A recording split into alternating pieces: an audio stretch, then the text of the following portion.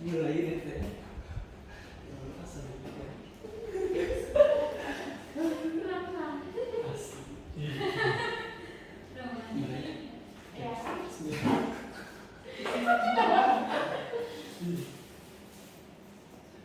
Bismillah. Assalamualaikum warahmatullahi wabarakatuh. Waalaikumsalam warahmatullahi wabarakatuh. Nah, sebelum kita bicara banyak, mari kita buka terlebih dahulu kegiatan kita sekarang dengan berdoa. Maka kegiatan berdoa dipersilakan.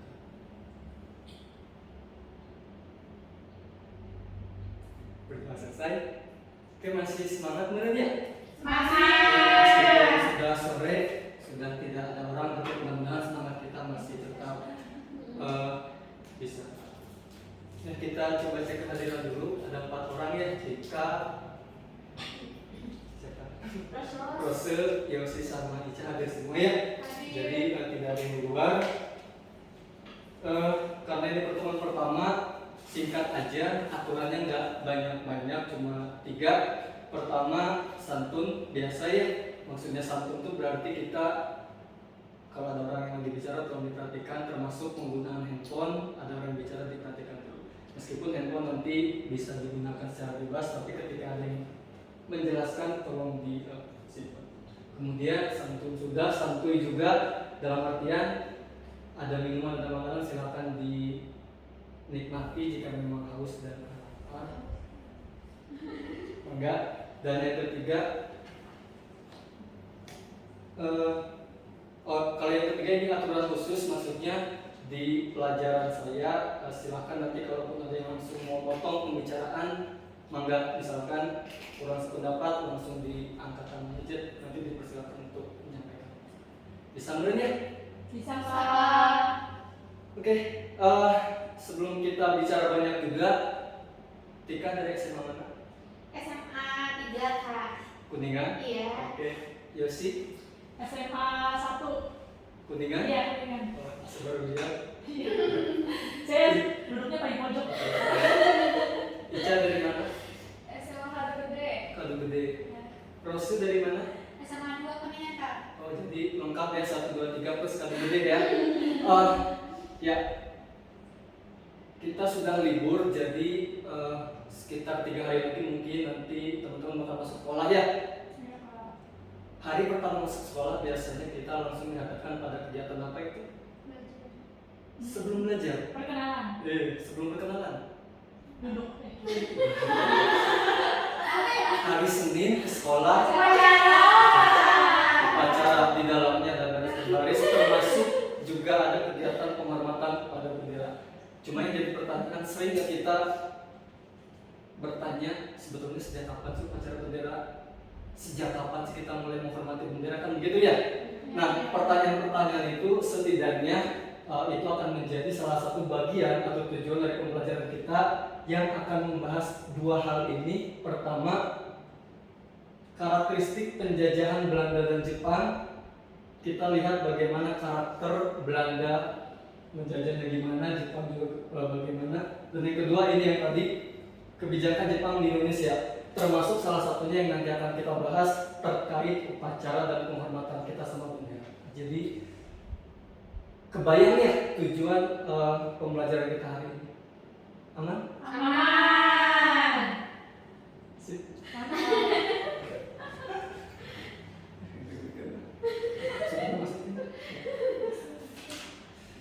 Ya, kalau aman berarti bisa kita mulai? Bisa. Ya, karena materi inti kita tentang penjajahan. Sekarang saya pengen tanya dulu 4 orang ini, harus jawab ya. Iya, Satu harus jawab gitu. Bicara tentang penjajahan, negara apa saja yang kemudian sempat menjajah kita? Tika? Belanda. 1. Rose? Apa sebelumnya? Pokoknya negara yang pernah menjajah kita. Jepang. Belanda oke, Jepang oke. Inggris. Oh, Inggris. Pecah. Ica, Inggris. Yes. Portugis.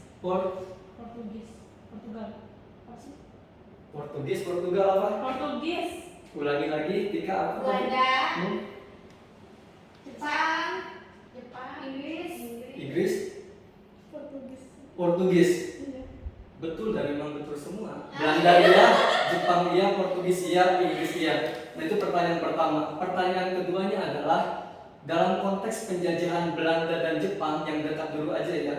Ini juga sama minta jawabannya semua. Lebih kejam mana antara penjajahan Belanda dan penjajahan Jepang? Mungkin udah sempat di sekolah ya.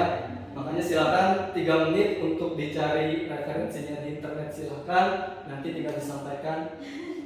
Lebih kejam mana, Belanda atau Jepang? Boleh Kak? Boleh, Browsing tinggal dulu ya Kak. mangga. Apa? Kawannya nggak?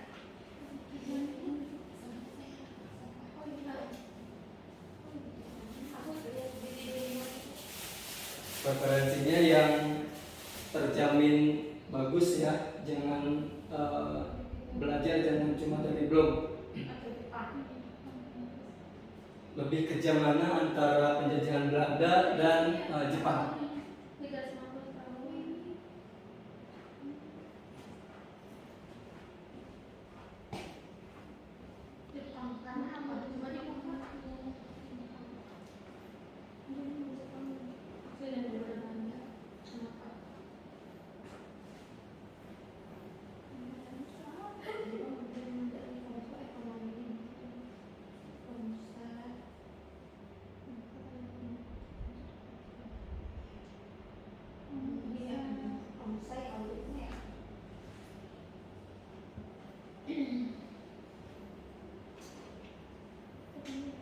Ya, 2 menit sudah berlalu, 1 menit lagi maka. apa lagi?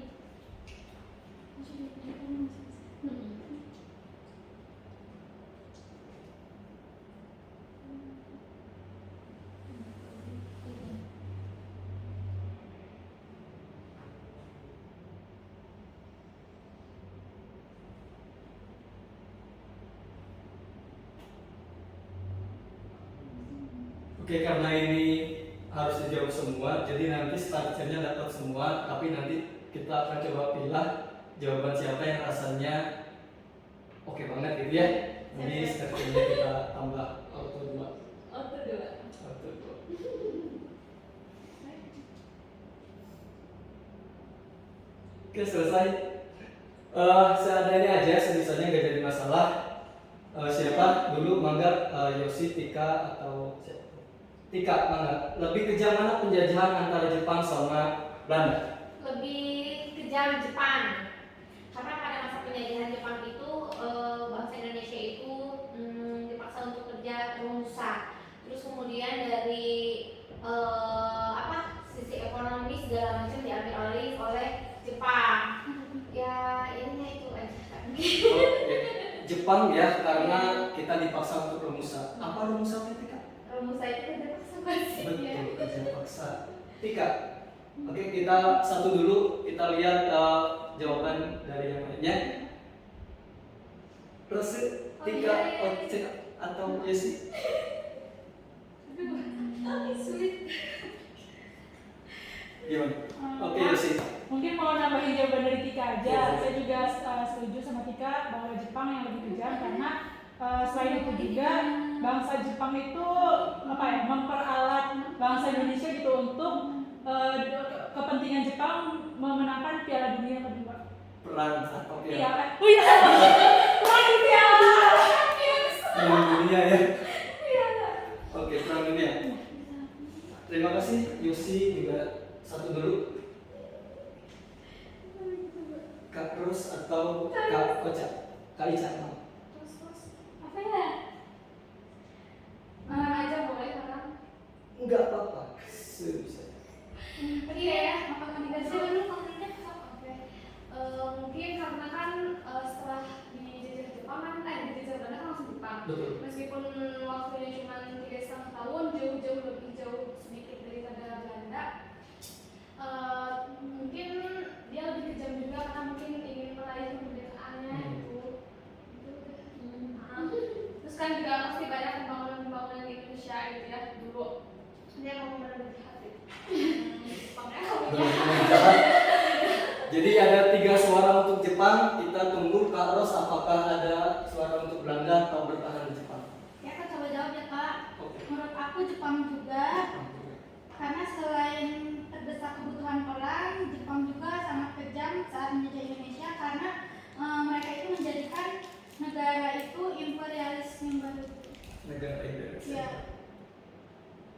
Jadi semuanya menjawab Jepang. Pertama tadi kalau saya coba rangkum dari Tika bilang bangsa kita dipaksa untuk kerja paksa, sementara yang lainnya cenderung bangsa kita diperalat untuk kebutuhan perang dunia kedua karena Jepang terlibat. Jelas ya? Ya. Sebetulnya nggak ada yang salah jawabannya, cuma kalau boleh berpendapat sebetulnya ya kan namanya juga penjajahan ya, siapapun yang menjajah mau Jepang mau Korea mau Cina ya tetap jahat semua. Cuma mungkin yang bisa kita tarik adalah karakter Belanda dan karakter penjajahan Jepang. Sekali lagi semuanya kejam, tapi setiap dari negara ini pasti punya karakter yang khasnya. Belanda itu dia punya karakter penjajahan yang kita tulis dulu ya, indirect rule. Nanti kita bahas. Sementara Jepang berarti lawannya indirect berarti direct rule ya. Oke, kemudian yang kedua, Belanda itu tipikal pemerintahan sipil. Sipil itu berarti masyarakat sipil, orang-orang biasa. Maksudnya begitu ya? Iya. Pemerintahan sipil. Sementara Jepang lawannya sipil berarti Militer. milik yang pegang senjata. Iya. Yang ketiga, Belanda, karakteristik penjajahan Belanda, dia lebih mementingkan kebutuhan ekonomi dalam kurung Kekuasaan. Bukan. aduh, punya uang, pengen beli cilok, apa itu ya? Keuntungan. Komersil. Tidak. Saya punya uang, beli cilok, apa itu ya? Jual beli. Jual beli. Perdagangan. Perdagangan. Penjajahan Belanda itu karakternya dia lebih mementingkan atau demi keuntungan perdagangan. Maksudnya begitu. Sementara Jepang kebutuhannya bukan untuk perdagangan tapi untuk Perang. Makanya tadi banyak yang bilang perang. Oke, jelas? Jelas. Sekarang kita coba bahas. Karakteristik penjajahan Belanda yang indirect rule berarti dia tidak langsung, dalam artian Tika misalkan hidup di zaman penjajahan Belanda. Tika bilang sama Belanda meledek, maka Tika tidak akan ditangkap karena karakter Belanda indirect, dia tidak akan langsung menangkap orang yang mengejeknya, tapi yang akan dia tangkap adalah para pimpinan atau bangsawan istilahnya. Tika berada di Kuningan, siapa pemimpin Kuningan? Si B yang ditangkap oleh Belanda. Jelas? Jelas. Indirect ya. Sementara Jepang, Ica, tinggal hidup pada masa pendudukan Jepang. Ica dengan PD-nya Jepang, karena dia direct, Ica langsung ditembak atau ditangkap. Maksudnya begitu. Clear ya? Clear. Indirect tidak langsung, direct langsung. Kak, kalau dia indirect atau tidak langsung, Belanda nangkapnya siapa? Ya tadi, bangsawannya, pimpinannya, atau ketuanya, atau tokohnya. Clear. Yang kedua, karakter Belanda itu pemerintahan sipil, sementara Jepang sifatnya militer. Sipil ya berarti orang-orang biasa. Belanda ketika datang ke kita, yang datang masyarakat sipil, warga biasa yang cuma pengen dagang, cari duit. Sementara orang Jepang yang datang ke kita, ya mereka yang bawa senjata karena sedang perang juga. Clear ya? Clear. Terakhir, kebutuhan untuk dagang. Makanya ketika Belanda ke kita, yang dia ambil adalah rempah-rempah yang memiliki harga mahal di pasaran dunia. Ayo dagang mereka nyari untung, bener gak sih? Iya. Kalau nyari untung, pas Belanda ke kita, maka dia carinya rempah-rempah yang punya harga yang mahal ketika itu. Jika ada rempah-rempah, apa Tika? Kayak pendapur kan sih? Sasa. Bukan. Ajinomoto. Iya, ketumbar, barunya cabai. Iya kan? Cabai, bawang mungkin ya. Tapi yang paling penting ketika itu rempahnya itu bukan cabai bukan bawang ya.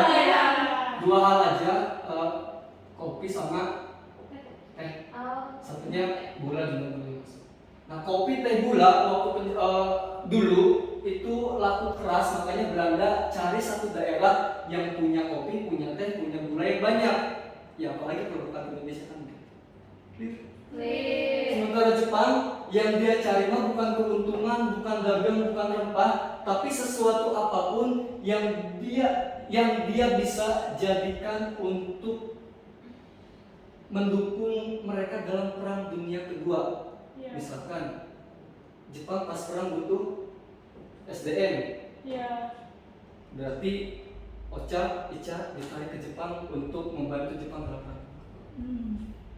Butuh senjata, butuh minyak bumi, butuh karet dan sebagainya.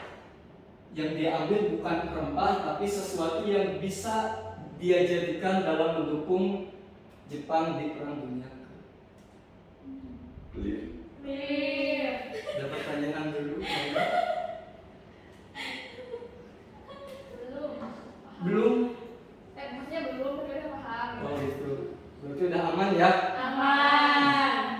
Setelah kita lihat karakteristiknya, maka yang jadi pertanyaan berikutnya adalah tujuan kita berikutnya adalah kebijakan apa yang dilakukan Jepang di kita setelah mengetahui karakternya. Paling tidak nanti ada 6 kebijakan Jepang di kita yang mereka terapkan di kita. Pertama, kebijakan nanti di bidang politik apa, di bidang militer apa, di bidang pendidikan kayak gimana, bidang sosial pun kayak gimana,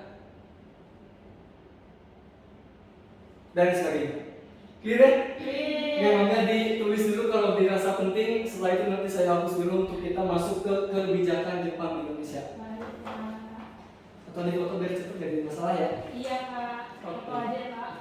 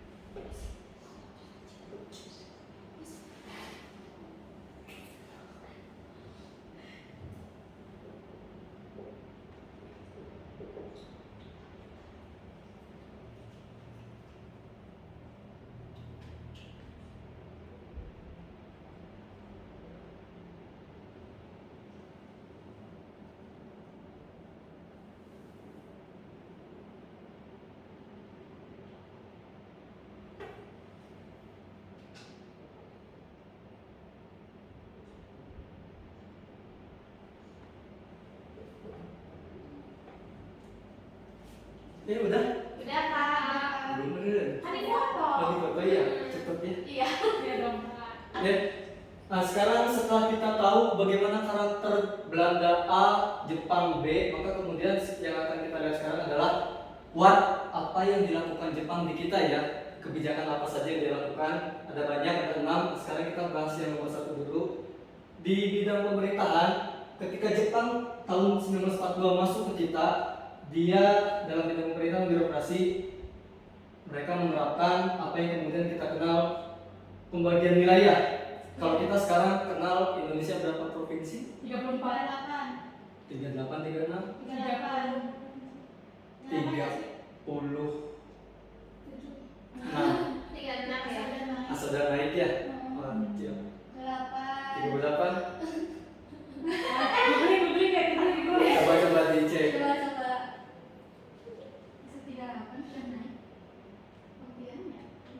38. 38. Betul ya? Terima kasih. Ya. Sekarang pasca merdeka kita memiliki 38 provinsi yang tersebar dari Aceh sampai Merauke kan begitu ya. Tetapi di masa Jepang mereka tidak membagi wilayah ya berdasarkan provinsi, tetapi yang karena dia punya karakter militer, maka wilayah Indonesia pun itu dibaginya secara militer. Dan cuma ada 3 wilayah. Pertama, wilayah Sumatera mencakup semua, Sumatera Barat, Sumatera Utara. Itu nanti cuma di Sumatera nanti daerah Sumatera itu nanti beribu kota di Bukit Tinggi Sumatera Barat yang dikuasai oleh Tentara Angkatan Darat ke-25. Itu nama yang diberikan Jepangnya. Nanti satu.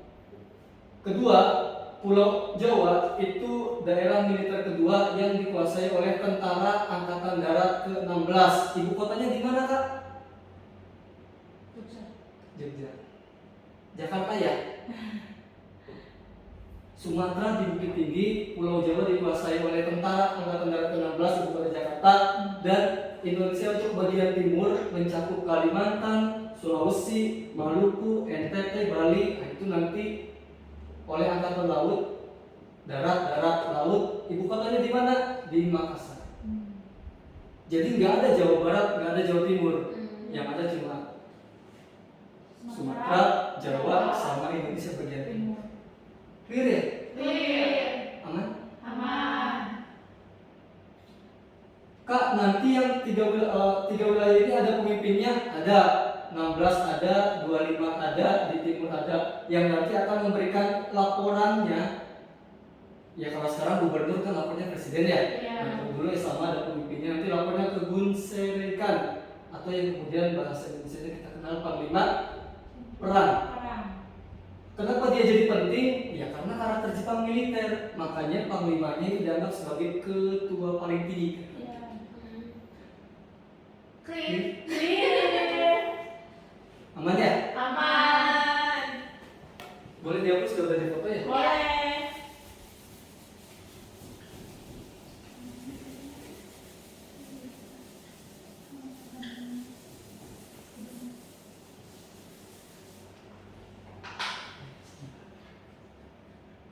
Yang kedua, setelah pemerintahan nanti kita lihat di bidang politik. Saat Jepang masuk ke kita, nanti dia melakukan beberapa hal. Pertama, dia akan membentuk NIAI. Apa itu nanti kita bahas. Setelah NIAI nanti Jepang juga membentuk gerakan 3A. Apa itu nanti kita bahas. Nanti dia nanti membentuk Putra. Oke, di bidang politik, saat Jepang masuk ke kita, dia membuat 3 organisasi politik. Pertama MIAI. Apa itu MIAI? Nggak tahu. Nggak tahu ya. Belum dibahas. Majelis Islam ala Indonesia. Dia membentuk organisasi khusus untuk para Muslim. Pertanyaannya, kenapa mesti Muslim? Kenapa nggak Majelis Buddha ala Indonesia? Majelis Kristen, kenapa mesti Islam? Karena mayoritas Ya, orang ya. Indonesia Muslim. Mayoritas. Kenapa Jepang cari yang mayoritas? Jepang teker perang, dia butuh banyak orang yang mendukungnya, dan Islam sebagai orang yang paling banyak di kita. Clear? Clear. Jadi maksudnya kenapa dibentuk MIAI? Dia untuk mencari dukungan dari para Muslim di Indonesia. Oke, gerakan 3A. Apa itu gerakan 3A? Kalau saya bilang konser Coldplay itu suka ada poster. Poster itu teh berisi apa? Kampanye. Bukan kampanye, kampanyenya. Isi apa sih? Slogan. Mau ada konser, Ya. suka dikasih poster. Nah, posternya teh berisi tentang apa itu teh? Bacaan. Informasi. Ya, informasi untuk apa? Untuk konser. Informasi itu perang ya Pak. Informasi seruan atau ajakan kalau untuk kita nonton konsernya kan begitu ya. Iya. Nah, maksudnya gerakan 3A itu adalah salah satu upaya Jepang dalam propaganda. Apa itu propaganda? Yang tadi ajakan Jepang berusaha mengajak bangsa kita melalui organisasi ini mempropagandakan 3 hal. Kata mereka, Jepang sebagai pelindung, Jepang sebagai cahaya, Jepang sebagai pemimpin. Nah, 3 hal ini itu selalu disuarakan oleh organisasi ini kepada masyarakat kita. Iya. Clear ya? Clear. Jadi jangan cuma tahu aja. Putra, kalau gerakan 3A untuk propaganda, maka Putra itu dibentuk agar Jepang punya kekuatan cadangan. Misalkan Jepang berperang, kekurangan orang, nah, maka nanti organisasi Putra, masyarakat, bukan masyarakatnya, simpatisan yang masuk dalam organisasi ini direkrut sebagai kekuatan cadangan, maksudnya begitu. Takut-takut Jepangnya kurang orang, kurang senjata, maka nanti direkrut dari itu. Clear. Lanjut lagi. Lanjut. Ya. Politik sudah. Nah, sekarang kita yang ketiga, militer. Nanti Jepang di kita ngapain? Paling tidak dia melakukan 2 hal: membentuk organisasi yang sifatnya militer dan semi militer.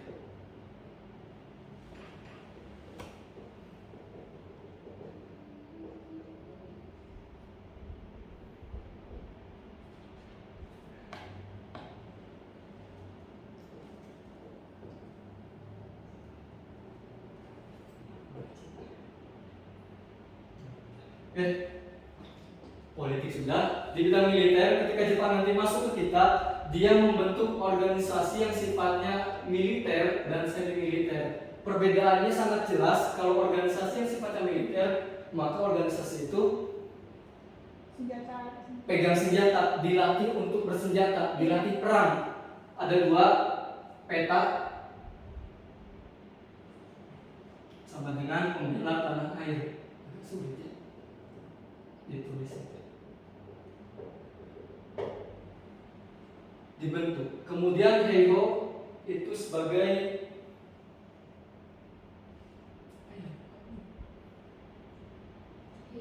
tentara pembantu. Oke, jadi 2 organisasi yang sifatnya militer, peta nanti dibentuk, nyari orang-orang kita buat nanti dilatih pegang senjata, dilatih perang. Nah, salah satu tokoh yang terkenal mungkin pernah dengar nama Jenderal Sudirman, bener ya?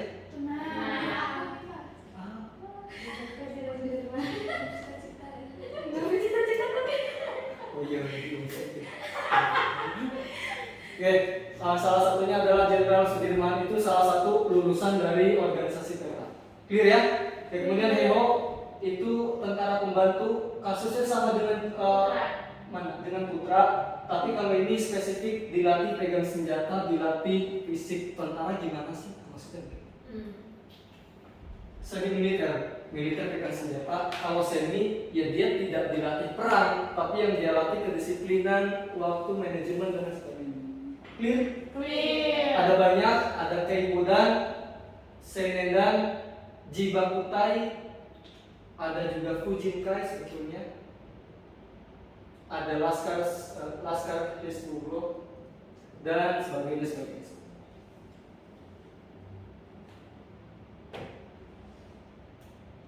Aman?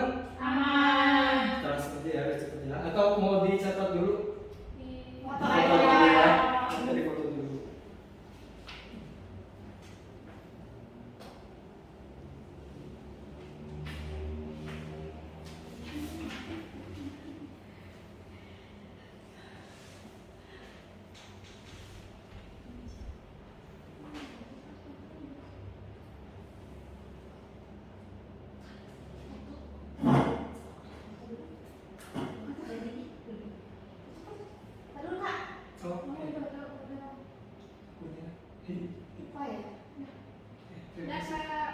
Udah ya? Jangan.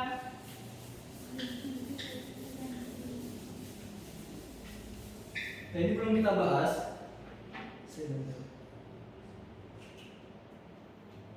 karena dia semi militer, maka organisasi-organisasi ini misalkan Senendan itu diperuntukkan bagi para pemuda. Jadi misalkan ketika masih seorang pemudi di masa Jepang, maka boleh masuk atau ikutan opreknya Senendan untuk dilatih ya tadi kedisiplinan sama lanjut dulu. Kalau kemudian itu diperuntukkan yang tugasnya nanti kita kenal sebagai pembantu polisi. Kan tugas polisi bukan perang ya, tapi mengamankan warga. Makanya dia termasuk dalam organisasi seni. Fujikai, Kak Ica misalkan hidup di masa Jepang, saya pengen kumpul sama perempuan-perempuan yang lain, silakan ikutan Fujikai. Karena organisasi khusus untuk wanita. perempuan.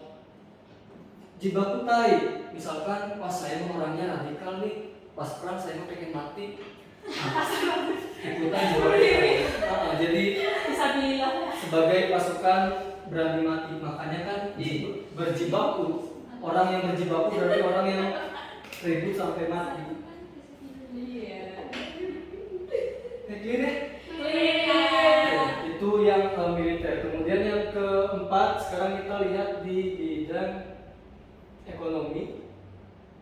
Saat Jepang ke kita secara ekonomi, nanti mereka menerapkan apa yang kemudian kita sebutnya autarki. Autarki. Apa itu autarki? Jepang akan menerapkan sistem ekonomi perang. Kak, yang kayak gimana ekonomi perang teh? Yang namanya juga ekonomi perang. Kebutuhan perekonomian apapun akan diperuntukkan bagi perang. Misalkan padi yang biasanya masyarakat kita makan diambil oleh Jepang untuk apa padi? Makan. Untuk makan tentara. Iya. Oke, selain padi, biasanya tanaman jarak. Nanti Jepang akan ambil tanaman ini yang getahnya bisa digunakan sebagai pelumas senjata api. Kemudian pakaian juga diambil, besi paling banyak diambil, minyak bumi. Jadi di bidang ekonomi Jepang menerapkan ekonomi perang yang segala kebutuhan ekonomi apapun kalau bisa digunakan dalam perang diambil maksudnya. Clear ya? Clear. Aman? Aman. Terus lagi. Gitu ya. Langsung deh.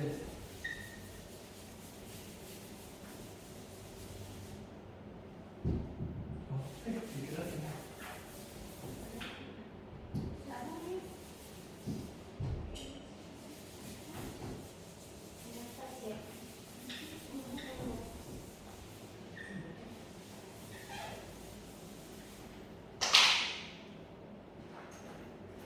Kelima, biar tidak lain aja. Di bidang pendidikan,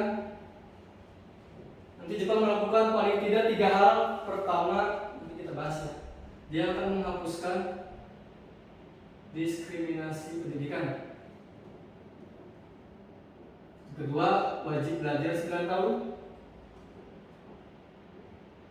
Yang ketiga tadi, upacara Bendera. dan penghormatan pada negara.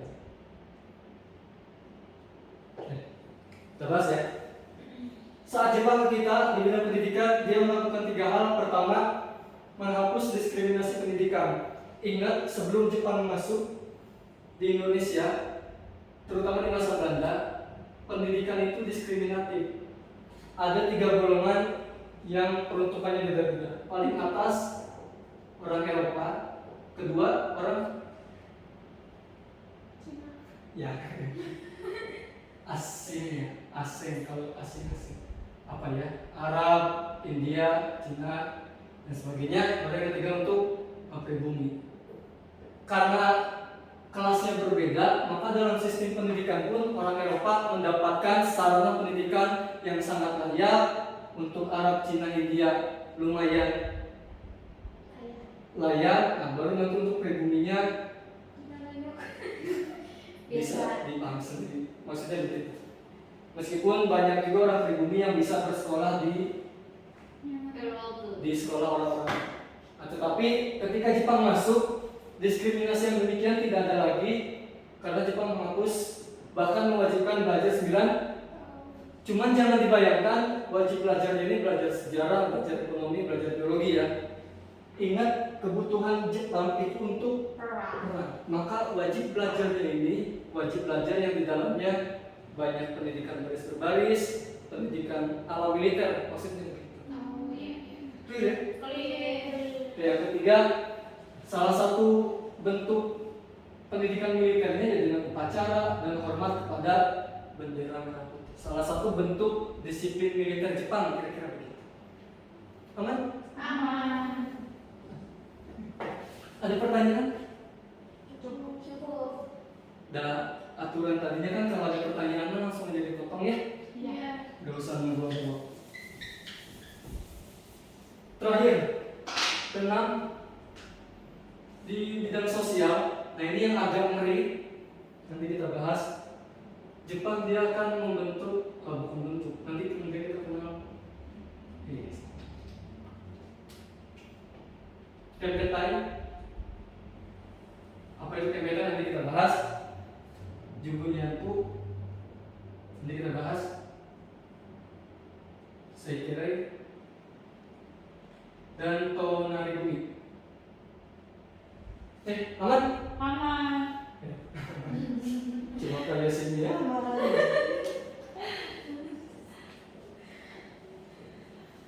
Saat Jepang masuk ke kita di bidang sosial, dia menerapkan 4 hal kempetai. Apa itu kempetai? Kempetai itu kalau bahasa sederhananya polisi militer. Kak Ica, tiba-tiba pas ada Jepang tuh, Jepang apaan Jepang? Ketahuan nanti sama kempetai, dipanggil oleh kempetai, diinterogasi, ya pulang-pulang tinggal nama. Jadi maksudnya kempetai itu polisi militer atau mata-mata spy yang tugasnya nyari orang-orang yang kira-kira ini musuh Jepang gitu. Clear? Clear. Jugunyanku, saya agak bingung bilangnya. Perempuan penghibur. Apa ya bahasa Indonesia? Kupu-kupu malam. Hai, kupu malam betul. Jadi ingat saya waktu muda. Oh, sekarang udah tua berarti ya. Betul. Enggak, maksudnya kupu malam tuh yang nyanyinya Teta Nene. Jugunyanku. Kenapa ini dibentuk? Ingat, Jepang tuh militer, namanya militer tetap manusia, betul ya? Manusia itu kan perlu selain kebutuhan maka juga ada kebutuhan biologis lainnya meren ya. Maka Jepang tuh ya dengan sadar, karena sadar itu maka dibentuklah ini yang biasanya diambil dari para perempuan pribumi atau asli Indonesia. Clear? Seikirei. Apa seikirei? Kurang tahu. Setiap pagi ketika matahari terbit, nanti kita di sekolah tuh biasanya menghadap ke arah timur, ke arah matahari terbitnya, kemudian membungkukkan badan sebagai bentuk kepada dewa apa? Matahari. Dewa matahari itu sebagai amaterasu kami, dewa yang dianggap suci oleh masyarakat Jepang. Itu diterapkan juga di kita. Clear? Apa tadi saya kira?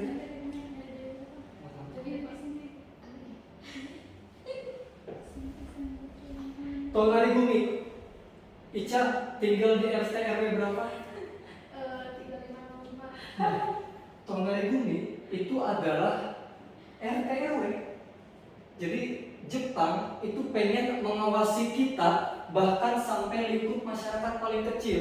Ketahuan kalau Ica lagi ngeledek, ketahuan kabur, wah rumahnya di RT sekian, RW sekian. Kempetai masuk, Ica mana? Ikut saya. Pulang-pulang, ya udah selesai. Maksudnya Untung zaman dulu belum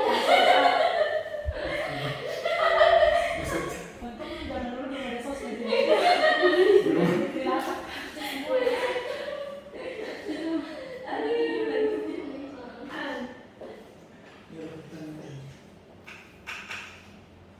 Ada pertanyaan? Aman. Aman ya? Ya, kalau aman, terima kasih. Ada satu soal uraian Saya membuatnya pertanyaannya ada di aplikasi Ruang Guru, silakan dicek. Nanti mangga 5 menit buat dijawab, langsung diketik di sana. Nanti kita coba bahas sedikit di sini barangkali ada waktu ya. Iya, Pak. Mangga 5 menit.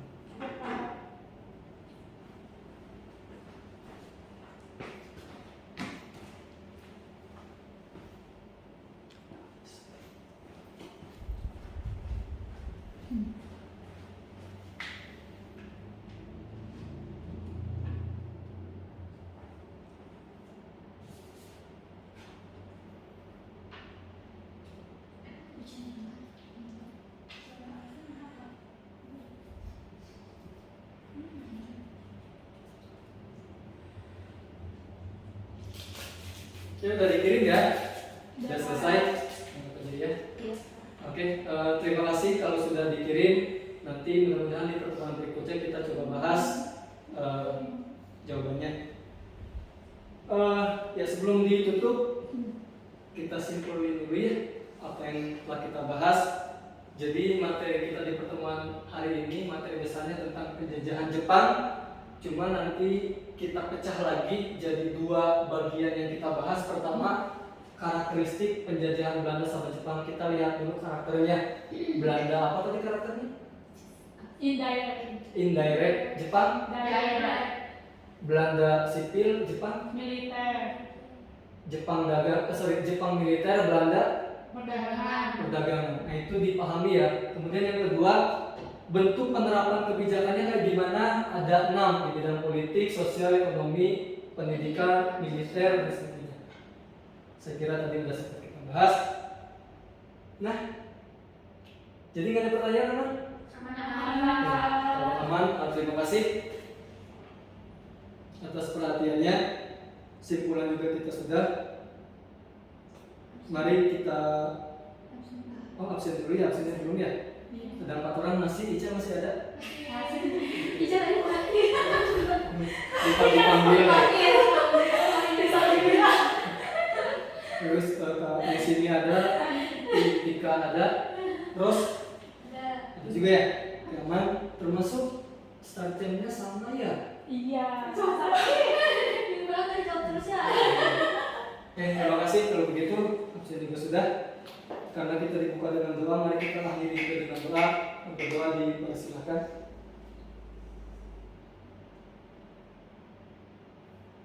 Terima kasih.